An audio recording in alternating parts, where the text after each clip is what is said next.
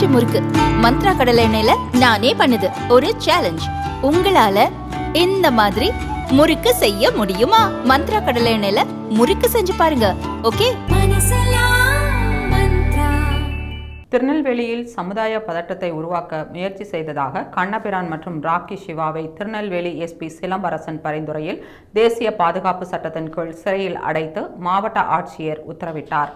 கடந்த பிப்ரவரியில் ஜேக்கப் என்ற நபர் ஏற்கனவே தேசிய பாதுகாப்பு சட்டத்தில் சிறையில் அடைக்கப்பட்ட நிலையில் இப்போது மேலும் 2 பேர் அந்த சட்டத்தில் சிறையில் அடைக்கப்பட்டுள்ளனர்.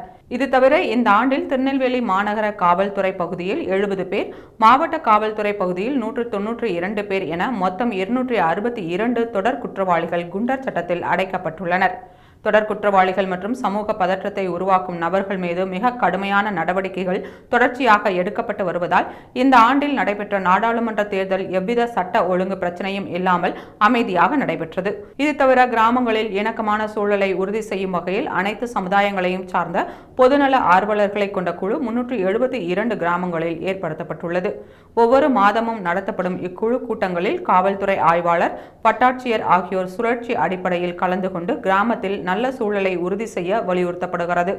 மாவட்டம் முழுவதும் பல்வேறு இடங்களில் சாதி ரீதியான சின்னங்கள் அகற்றப்பட்டுள்ளன.